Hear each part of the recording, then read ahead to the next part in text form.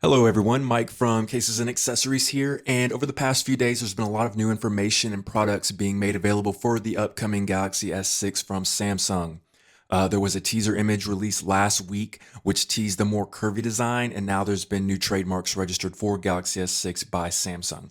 Samsung typically pulls the curtain back on its yearly Galaxy S device at a sister event during Mobile World Congress in Barcelona, Spain, and this year it's on track to hit on March 1st. Leading up to this reveal, we've seen several leaks regarding a new design which borrows some cues from the Galaxy Note 4, namely an all-metal chassis. Samsung has been pretty predictable when it involves release dates, and a lot of case manufacturers are taking advantage of this by putting up their own pre-order pages for their upcoming Galaxy S6 cases.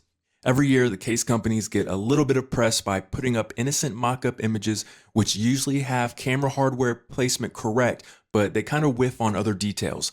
This year, we have a few different mock-ups from the usual suspects, specifically Spigen, who makes an effort to fill in the blanks on what they feel the actual device will look like, which no doubt draws a lot more attention from the blogosphere. So basically how it works is that a company like Spigen will type up some Amazon listings and pretty much copy and paste from the previous year's model, in this case the Galaxy S5. They'll replace the 5s with 6s essentially and post it up because the case themselves won't add new features initially. Sometimes Samsung releases or announces a new detail for their device and the case will change a little bit. But typically what these case manufacturers do is they pick a release date by looking at years past to get kind of in the ballpark of a device launch. But this is not meant to be an exact date of a device release, which is what a lot of blogs will take this to mean, either obliviously or just to create news. We don't know. But it makes no difference because the case manufacturer will end up shipping the cases as soon as they have a final product design and the cases are ready to go, even if it's weeks before the device itself launches.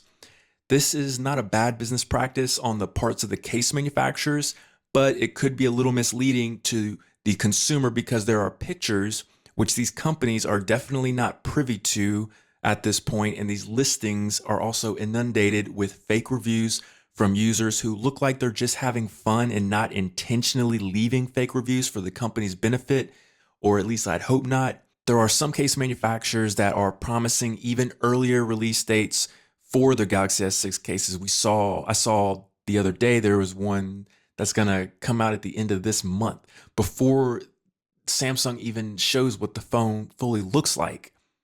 But on those particular instances, we do notice that the date keeps moving up as we reach that temporary deadline. So this is more of a shady practice in my opinion, and I'd be weary of these types of listings. Now, looking at the Galaxy S6 case mock-ups currently out, the common denominator is a redesigned rear camera set, which may have 2 rear cameras, and the rest is pretty much guesswork, with most case companies opting to just slap a Galaxy S5 in their pictures with the new camera layout. The conclusion here is that what you see in these product listings may not be what you get exactly, nor should these release dates be taken as device launch dates.